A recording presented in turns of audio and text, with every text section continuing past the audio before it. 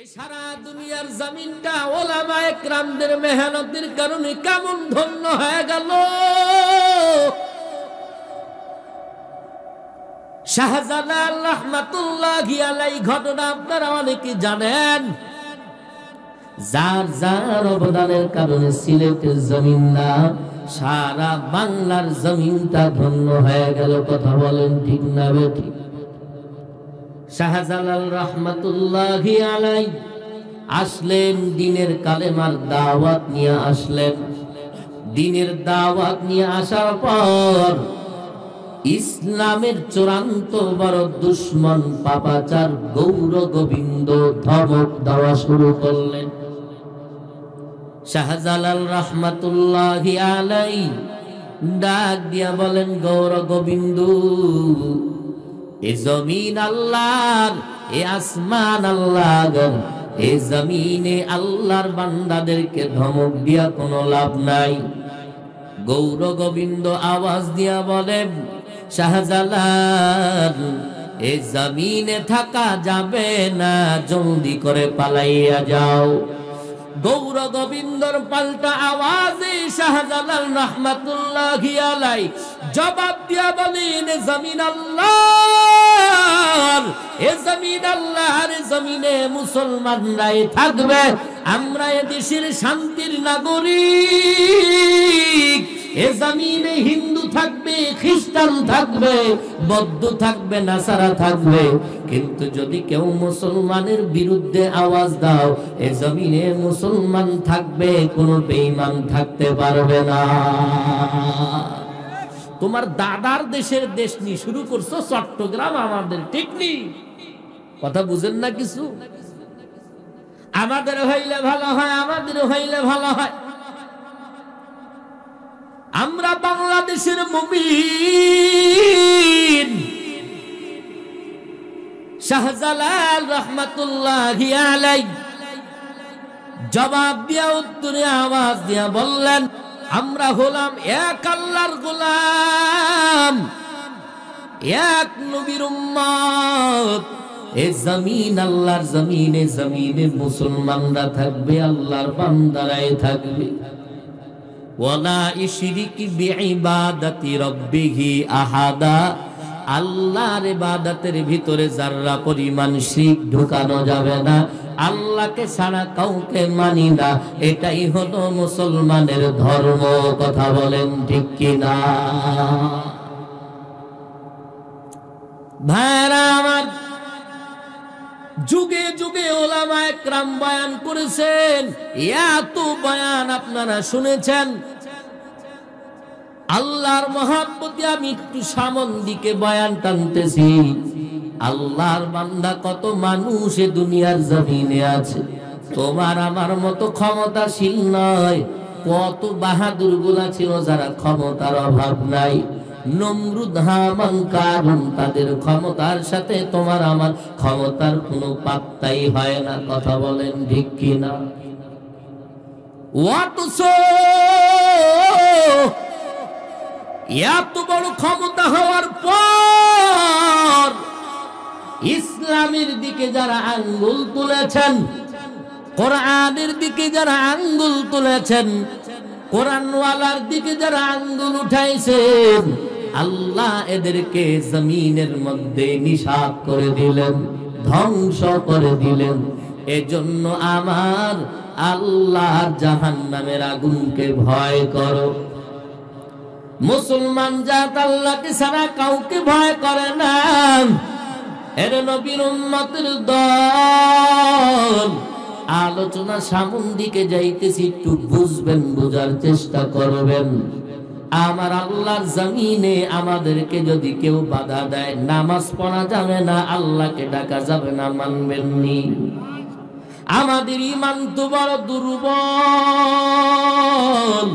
আমাদের ঈমান তো তাদের মতো তাজা না, তাদের মতো তাজা না। কেমন ঈমান হওয়ার দরকার, এমন ঈমান ছিলেন যুগ যুগ ধরে সাহাবায়ে কেরামদের পক্ষ থেকে। আল্লাহর বান্দা তিনটা যুবক, তিনটা ভাই, তিনটা যুবক কালেমার ঝান্ডা নিয়ে সামনে আগাইলেন। জালেম বাদশা বলে দিলেন, খবরদার, এভাবে যদি কালেমার আওয়াজ যদি দিতে থাকে সব তো বিধর্মী হয়ে যাবে। তিনটা যুবকরে ধরে আমার কাছে আনো। তিনটা যুবকরে ধরে বাদশার কাছে হাজির করা হলো। বাদশার কাছে নিয়ে যাওয়ার পর বাদশাহ আওয়াজ দিলেন, বল কালেমা ছাড়বি না রাখবি? তিনটা যুবক তিনটায় আওয়াজ দিয়া বলেন, আল্লাহর নামের জাতের কসম খেয়ে বলতেছি, আমরা যে কালেমার ভিতরে মজা পাইলাম, এই কালেমার ভিতরে যে মজা আমি পাইলাম, আমরা যে আল্লাহর নামের স্লোগান দিয়েছি, সৃষ্টির শ্রেষ্ঠ মানুষ হিসাবে এটা হলো সবচেয়ে বড় স্লোগান। এই স্লোগানের ভিতরে যারা থাকবে এরা এমন মধু পাবে, সারা দুনিয়া দিয়া দিলেও তারা এই কালেমা ছাড়বে না। সুবহানাল্লাহ বলেন। বাদশা ডাক দিয়া বলেন, বল কালেমা ছাড়বি? বলে না না না, কালেমা ছাড়বো না। সব লোকগুলারে ডাক দিয়া বলে, এভাবে সোজা আঙ্গুলে ঘি উঠবে না।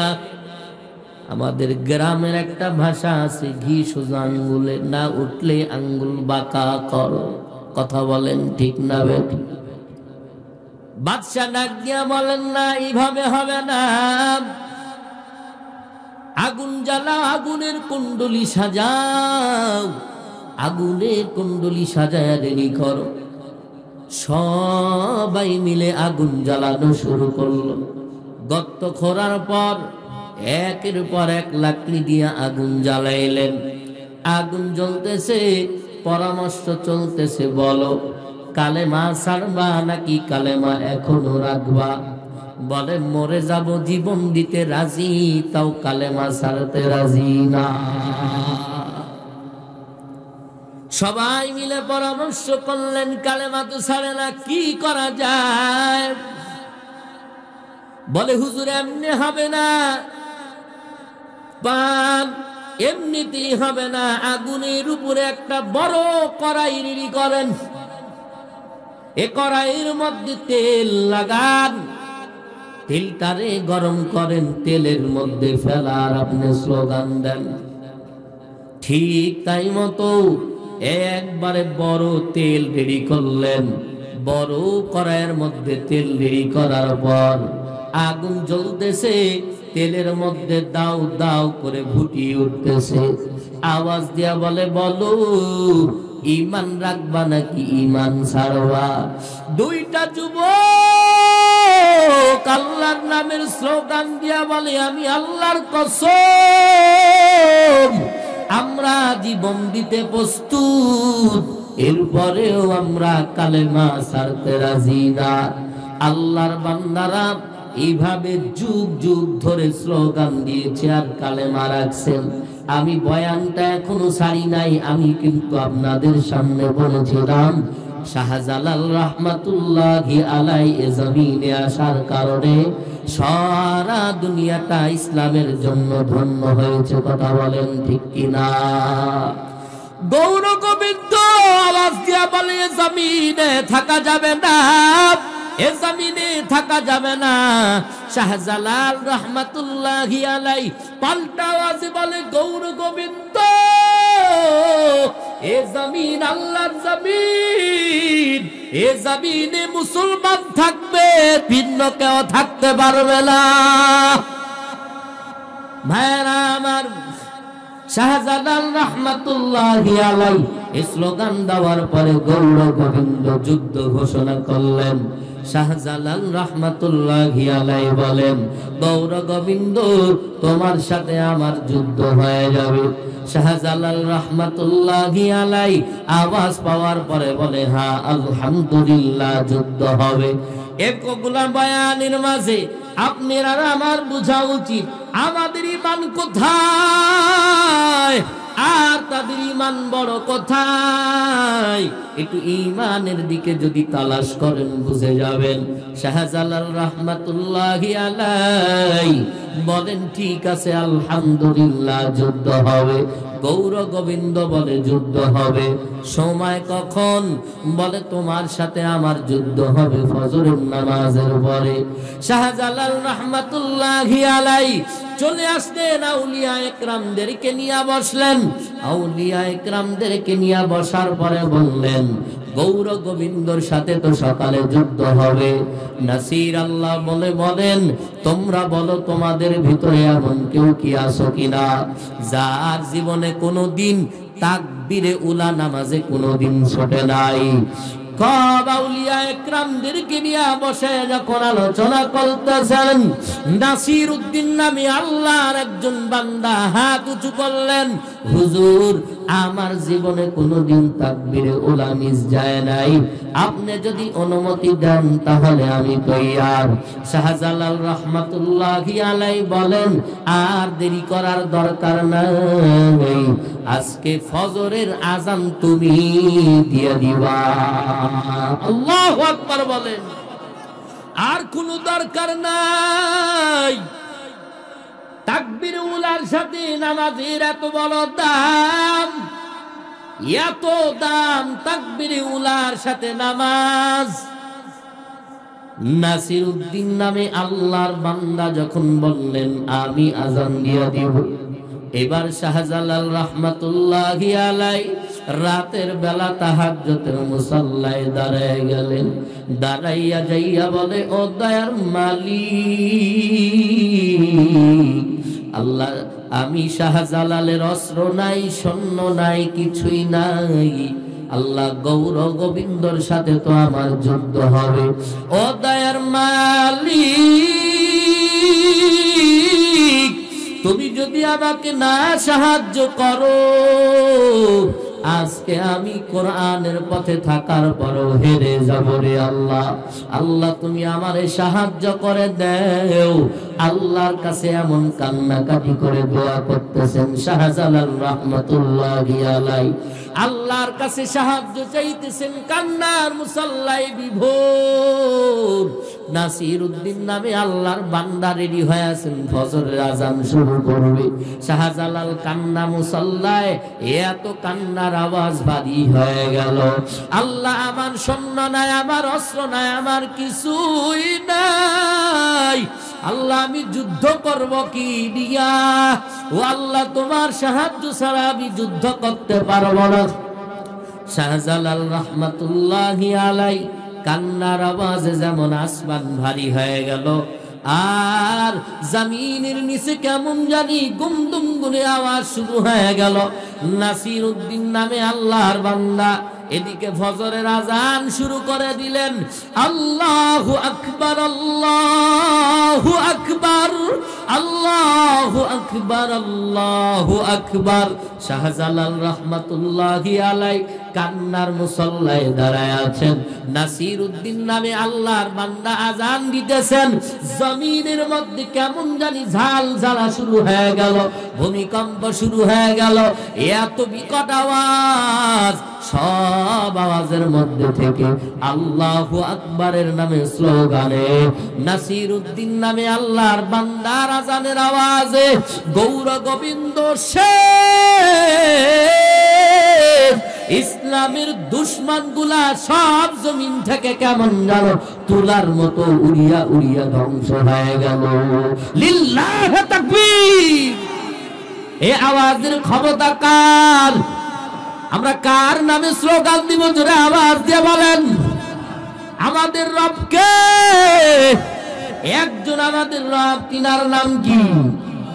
আল্লাহ আমাদের রিজিকের মালিক, আল্লাহ আমাদের ধন দৌলত দেওয়ার মালিক, আল্লাহ আমাদেরকে খানা দেওয়ার মালিক, আল্লাহ আমাদেরকে বাঁচানা রাখনেওয়ালা মালিক, আল্লাহ আমাদের নিঃশ্বাসটাকে বন্ধ করনেওয়ালা মালিক। তিনি কে? ভাইরা আমার, ইমান বড় দুর্বল না কাঁচা? আমাদের ইমান অনেক বড় দুর্বল। ওরে মাঝে সাঝে দুঃখে বলি আপনাদের সিরাজগঞ্জে ওলামা একরাম বেশি তো এই জন্য ঠিক আছে, মাঝে সাঝে ওই দিকে দেখা যায় আজান দেওয়ার জন্য মুয়াজ্জিন রাখে দিন 2 টাকা। কথা ঠিক না বেঠিক?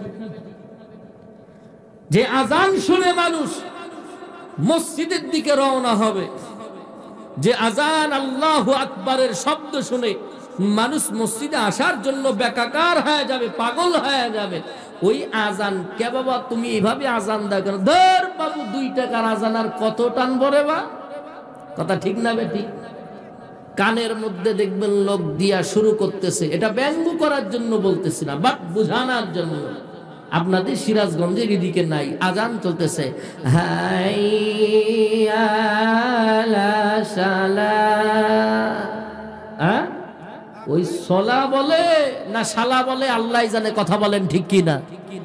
মুয়াজ্জিন রাখবেন, সুন্দর মুয়াজ্জিন রাখবেন, চেহারা সুন্দর তা না, কণ্ঠ তা না, আল্লাহু আকবার শব্দ ধ্বনিগুলা যেন স্পষ্ট ভাবে আল্লাহর জমিনে 5 ওয়াক্ত নামাজের বেলা 5 বার হয়। কথা বলেন ঠিক কিনা?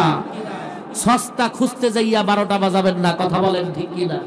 এজন্য আমাদের মুয়াজ্জিন আমরা সবল মুয়াজ্জিন রাখবো, রাজি আছি তো ইনশাআল্লাহ? আর যিনারা আছেন অসহি তারা ওলামা একরামের কাছে 2-4 দিন বসলেই তো হয়, একটু শিখলে অসুবিধা আছে আমাদের?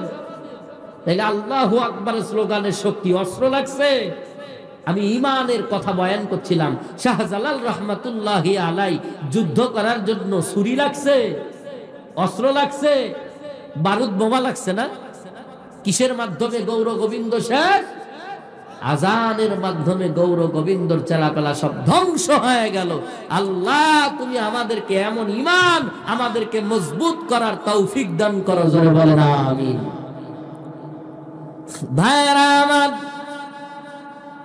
ওই যে 2টা যুবক মনে আসেনি আপনাদের?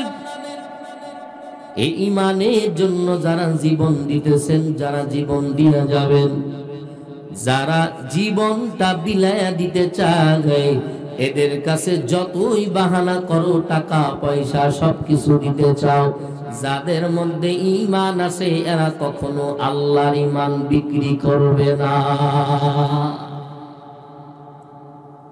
3টা যুবক ভাই গরম তেল দেখতেছে ফুটে উঠতেছে। বাদশা জবাব দিয়া বলে, বলো ঈমান কি তুমি ছাড়বা নাকি ঈমান রাখবা? বলে, আল্লাহর নামের কসম, তুমি আমাদেরকে যতই মরণের ভয় দেখাও ঈমান ছাড়ব না। বাদশার মাথা গরম, বাদশার মাথা গরম হইয়া যাইয়া বললেন, জলদি করে এই 3টারেও গরম তেলের মধ্যে তাড়াতাড়ি ফেলো। এবার উজির ডাক দিয়ে একজন আওয়াজ দিয়া বলে, বাদশাহ আপনি 2 ভাইকে ফেলে দেন, কোনো আফসোস নাই, কিন্তু ছোট ভাইটাকে আমার হাতে দেন, আমি 1 মাস টাইম নিলাম তারে বুঝাইয়া সুজাইয়া আমাদের লাইনে আনবো। বলে, তাই নাকি? কই কেমনে আনবা? কয়, আমার ঘরে এমন একজন সুন্দরী রূপসী আমার একজন কন্যা আছেন, আমার কন্যার মোহে ফেলাইয়া তারে আমাদের লাইনে আনবো। আপনি একটু অনুমতি দেন, তাহলে আমি তাকে আমাদের লাইনে নিয়ে আসতে পারবো। বলে, ঠিক আছে যাও, অনুমতি দিলাম, তোমারে দিয়া নিলাম। ছোট ভাইটারে উজির নিয়ে গেল, আর 2টা আল্লাহর বান্দা কি মানুষ জড়ো হয়ে গেল, হাজার হাজার মানুষ তামাশা দেখবেন, তামাশা। কালেমা ছাড়বে না, জীবন দিয়া দিবে এমন 2টা যুবক পাওয়া গেল। এবার এই তামাশা দেখার জন্য লক্ষ লক্ষ মানুষ যারা ঘিরে ধরলেন বাদশার দরবারে, হঠাৎ করে ডাক দিয়া বলেন, তাড়াতাড়ি তেলের মধ্যে ফেলে দাও। 2টা ভাইয়ের যখন তেলের কাছে নিয়ে যাওয়া হয়, আসমানের দিকে তাকায় আর চোখের পানি ফেলে কান্না করেন। তবে কান্নার আওয়াজ দেওয়ার সময় বলেন, ও ও দুনিয়াদার বাহাদুরেরা জেনে নাও, আমাদের চোখের পানি মরণের জন্য ভয় না, আমাদের এই চোখের পানি দুনিয়াদারের পানি না, আমাদের এই চোখের পানি আল্লাহর জাহান্নামের আগুনের ভয়। আমার এই চোখের পানি দুনিয়াদারের জন্য না, আমার এই চোখের পানি আল্লাহর জন্য ভয়। আল্লাহর নামে স্লোগান দিয়া আল্লাহর প্রেমের কালেমা পড়তে পড়তে তেলের মধ্যে ঝাঁপ দিয়া দিলেন। আল্লাহু আকবার বলেন। এ যুবক, আল্লাহর নামের প্রেম এত মজা, আল্লাহর নামের কালেমা পড়তে পড়তে তেলের মধ্যে ঝাঁপ দিয়া দিলেন। কিছুক্ষণ পরে দেখা যায় তেলের ভিতরে গোস্ত নাই, হাড্ডিও নাই, কোনো অস্তিত্বই নাই, কিছুই খুঁজে পাওয়া যায় না। এবার দুইটা ভাই তেলের মধ্যেই ধ্বংস হয়ে গেলেন। এদিকে ছোট ভাইটারে উজির নিয়ে গেলেন। উজির এবার বাড়িতে নিয়ে যাওয়ার পরে সুন্দরী মেয়েটাকে ডাক দিয়া বলেন, ও মেয়ে আমার, তোমাকে আমি আওয়াজ দিয়া বলে দিই শোনো, বাদশার কাছ থেকে আমি একটা মাস সময় নিয়ে আসলাম, একটা মাসের ভিতরে এই যুবকরে আমাদের লাইনে আনতে হবে। মেয়ে বলে, তাই নাকি বাবা? বলে, হ্যাঁ, আমাদের লাইনে আনতে হবে, ঈমানটাকে হালাত করে ফেলতে হবে।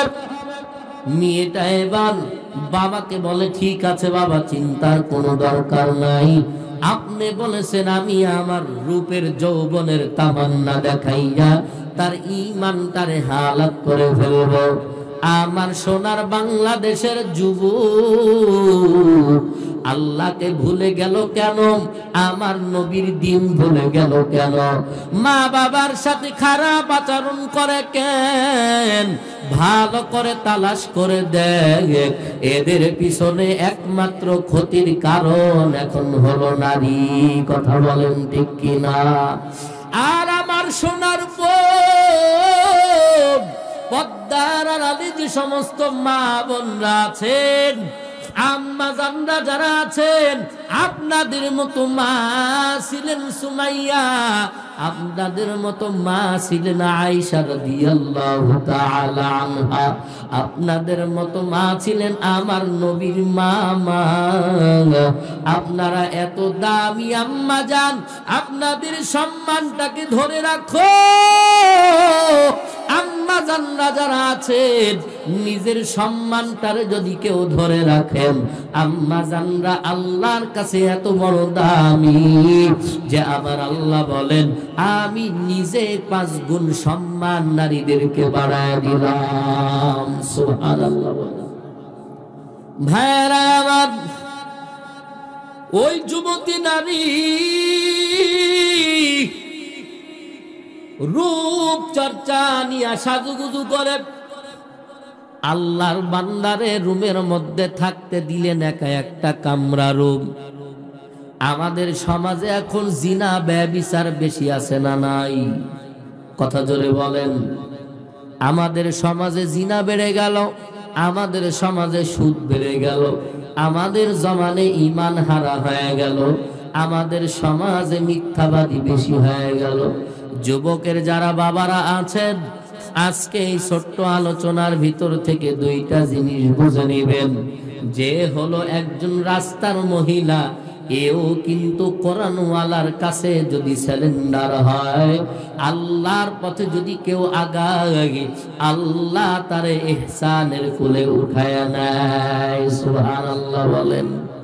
এজন্য যারা আমরা যুবক, যারা আমরা বিবাহর বয়স হয়ে গেল, দুনিয়ার মুখে না পড়ে আমাদের মা বাবাকে যদি বলতে খারাপ লাগে, তাহলে আমাদের আত্মীয় স্বজন দ্বারা বিবাহের প্রস্তাব দিয়ে দিতে হবে। কথা বলেন ঠিক কিনা? আপনার সন্তানরা জিনা করতেছে, ব্যভিচার করতেছে, আপনি বাবা হয়ে কোনো খোঁজ নাই। আপনার সন্তান অবৈধ কাদের সাথে লিপ্ত, আপনার কোনো খোঁজ নাই। আল্লাহর কসম 1 বার 2 বার, আল্লাহর কসম 3 বার, কিয়ামতের ময়দানে আপনিও আদালতে কাঠগড়ায় দাঁড়াইতে হবে। ঠিক কিনা বলেন? আপনার সন্তান অন্যায় করবে, জিনা করবে, আপনার সন্তান প্রাপ্ত বয়স হওয়ার পরেও আপনি বিবাহ দিবেন না। আপনার মেয়েকে আপনি বেপরদা ইউনিভার্সিটি কলেজে পাঠাবেন, আপনার সন্তানকে আপনি ফি সাবিলিল্লাহ মনে করলেন আল্লাহর রাস্তায় ছেড়ে দিলাম, আল্লাহই দেখবে, আপনি বাবা হয়ে কোনো খোঁজ খবর রাখবেন না। আপনার মাইয়া হিজরত করতে বেশি দেরি লাগবে না। কথা বলেন ঠিক কিনা? খোঁজ রাখার দরকার আছে না নাই? আজ বড় দুঃখের সাথে বলতে হয়, আজকে আমাদের শিক্ষা প্রতিষ্ঠানগুলোতে সব অবৈধ জিনিস পাওয়া যাচ্ছে কি যাচ্ছে না? পরীক্ষার হলের ভিতরে মায়াবলী আছে না নাই? ক্যাম্পাসের ভিতরে যায় দেখেন কতগুলা ফি সাবিলিল্লাহ পড়ে আছে। কথা বলেন ঠিক কিনা? এগুলা কারা করে? কুত্তা বিলাই না আমাদের মতো মানুষ? কারা করতেছে? আমাদের মতো মানুষ, আমাদের স্নেহের ছোট ভাই, অথবা আমাদের মতো ভাই, অথবা আমাদের সন্তান। কথা বলেন ঠিক কিনা? ইজ্জতের বড় দাম দিতে হবে। দেখেন ঈমান কি জিনিস। তাদের দুই ভাইকে আল্লাহর নামের স্লোগান দিতে দিতে তারা তেলের মধ্যে পড়লো, আর আরেক ভাইকে মারাত্মক পরীক্ষার মধ্যে ফেললো। কথা বলেন ঠিক কিনা?